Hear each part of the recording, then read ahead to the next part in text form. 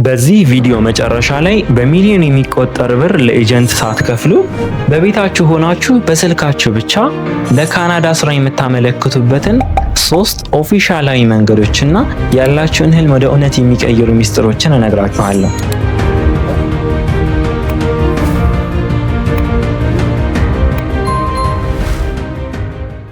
ለዱቤ ወደ ካናዳ እንላካችሁ። ለአዲስ ከዳሽን ባንክ ጋር በመተባበር የተለያዩ ዓለም ሀገራት የምታደርጉትን የፕሮሰስ ክፍያ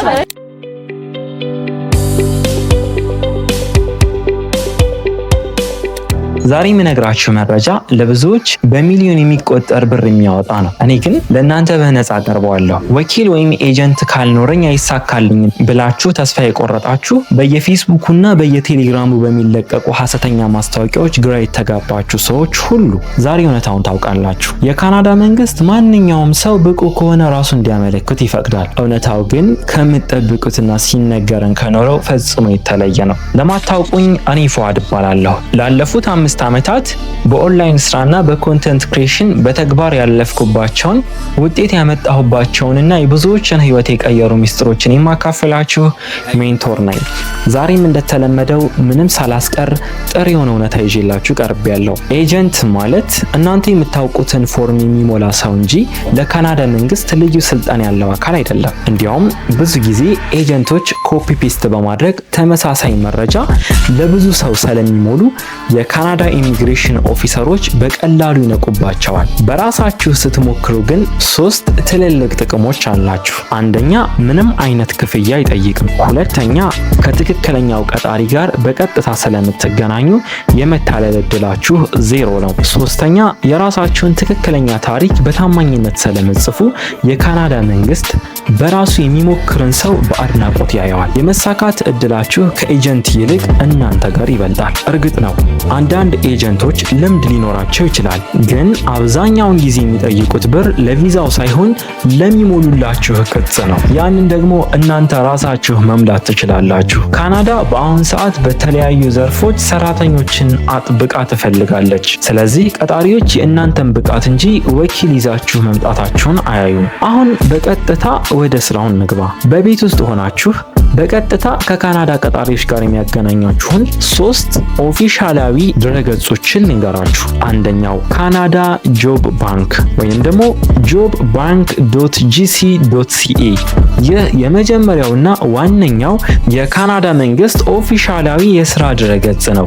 እዚህ ጋር ስትገቡ ቴምፖራሪ ፎሬን ወርከርስ የሚለውን ቁልፍ በመጫን ለውጭ ሀገር ዜጎች የተዘጋጁ ስራዎችን በቀላሉ ማግኘት ትችላላችሁ። መንግስት እውቅና የሰጣቸውና በየቀኑ በሺዎች የሚቆጠሩ አዳዲስ የስራ እድሎች የሚለጠፉበት ቦታ ነው። ሁለተኛው ኢንድድ ካናዳ ወይም ደግሞ ca.indeed.com። ይህ በዓለም አቀፍ ደረጃ የታወቀ የስራ መፈለጊያ ሲሆን ለካናዳ የተለየ ገጽ አለው።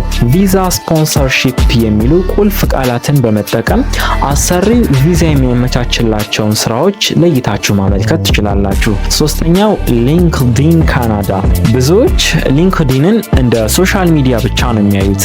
ነገር ግን ሊንክድኢን ለካናዳ ስራዎች እጅግ ወሳኝ ነው። ፕሮፌሽናል የሆነ ፕሮፋይል በካናዳ ስታንዳርድ በማስተካከል በቀጥታ ከአሰሪዎች ጋር ፊት ለፊት መገናኘት ይቻላል። እስኪ መሀል ላይ አንድ ጥያቄ ልጠይቃችሁ።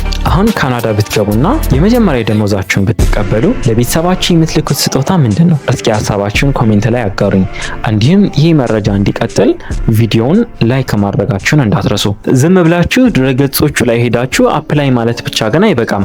2 ወሳኝ መሳሪያዎች ያስፈልጓችኋል። ካናዲያን ስታይል ሪዚዩም ወይም ደግሞ ሲቪ። የኛ ሀገር አይነት ሲቪ ሳይሆን ካናዳውያን የሚፈልጉት አይነት አዘገጃጀት መሆን አለበት። ለምሳሌ ካናዳውያን ሲቪያቸው ላይ ፎቶ ወይም የልደት ቀን አይጨምሩም። የእናንተን ሙያ ብቻ የሚያጎላ መሆን አለበት። ሁለተኛው ከቨር ሌተር፣ ለምን ያንን ስራ እንደፈለጋችሁ የሚገልጽ አጭርና አሳማኝ ጽሁፍ። ማንኛውንም ስራ እሰራለሁ የሚል ሰው ተቀባይነት የለውም። እኔ ምርጥ አናጺ ነኝ ወይም ምርጥ የጤና ባለሙያ ነኝ ብላችሁ በአንድ ዘርፍ ላይ ማተኮር አለባቸው። ይህ ቪዲዮ በአረብ ሀገር በሰው ቤትም ሆነ በተለያዩ ድርጅቶች ተቀጥራችሁ ሌት ተቀን ለምትለፉ እህት ወንድሞቼ እና እንዲሁም እዚሁ ሀገር ውስጥ ሆናችሁ ትምህርታችሁን እየተከታተላችሁ የምትገኙ ተማሪዎች የተዘጋጀ ነው። ብዙዎቻችሁ ሚሊዮን ብር ለኤጀንት የሚሆን የለኝም ወይም እኔን ማን ይወስደኛል ብላችሁ ተስፋ ልትቆርጡ ትችላላችሁ። እውነታው ግን እናንተ በአሁኑ ሰዓት ያላችሁበት የስራ ልምድና ትጋት ለካናዳ ቀጣሪዎች ትልቅ ዋጋ አለው። ካናዳ ከኢትዮጵያ በቀጥታ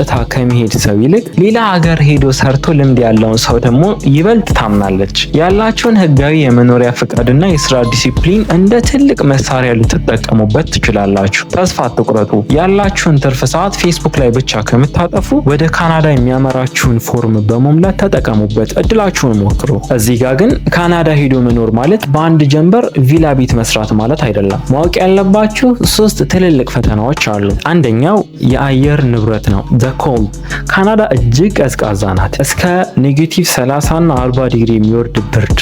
ይህ እዚህ ለለመድንበት የኢትዮጵያ አየር ጸባይ ትልቅ ፈተና ነው። ለምን ከደብረ ብርሃን አትሄዱም? ይከብዳቸዋል። በጣም ለረጅም ወራት የሚቆይ ቅዝቃዜ ደግሞ ለስነ ልቦና ራሱ ፈታኝ ሊሆን ይችላል። ሁለተኛው ደግሞ ሶሻል አይዞሌሽን ነው ወይም ደግሞ ብቸኝነት ነው። እንደ ሀገራችን ጎረቤትና ዘመድ የሚዘያየርበት ምናምን ሳይሆን ሁሉም በስራ የሚወጠርበት በመሆኑ መጀመሪያ ላይ የብቸኝነት ስሜት ሊገጥማችሁ ይችላል። ከፍተኛ የጥንካሬ ወይም ደግሞ ሜንታል ስትሬንግዝ በጣም ይጠይቃል። ሶስተኛው የኑሮ ውድነትና ስራ ነው። ገቢው ጥሩ እንደሆነ ሁሉ የቤት ኪራይና የታክስ ክፍያ በጣም ከፍተኛ ነው። መጀመሪያ በያዛችሁት ዲግሪ ላታገኙ ትችላላችሁ። ሰርቫይቫል ጆብ የሚባሉትን ማንኛውንም ስራዎች ለመስራት ዝግጁ መሆን አለባችሁ። ለመሄድ ምን ያህል ገንዘብ ያስፈልጋል ለሚለው ጥያቄ ይህ እንደ መሄጃ መንገዳችሁ ይለያያል። ወርክ ፐርሚት ወይም ደግሞ በስራ ቪዛ ካናዳ ውስጥ ቀጣሪ ካገኛችሁና LMIA የተባለ የቅጥር ደብዳቤ ከላኩላችሁ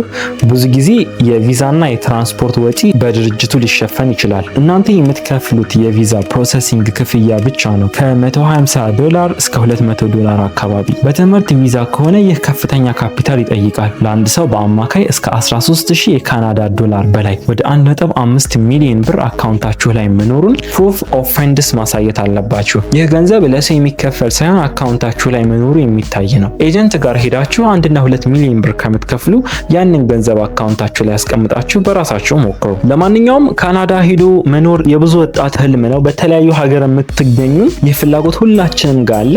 እኔም እየሞከርኩ ነው። ማን እንደሚሳካለት አይታወቅም። እናንተ ሞክሩ። ግር ያላችሁ ነገር ካለ ተከታታይ ቪዲዮዎችን እሰራለሁ። ኮሜንት ላይ ግን እናንተ ጋር ያለውን ዲማንድ ማወቅ ፈልጋለሁ። ሁለተኛ ላይ ይህ ቪዲዮ በትንሹ እስከ 1000 ላይክ መድረስ አለበት።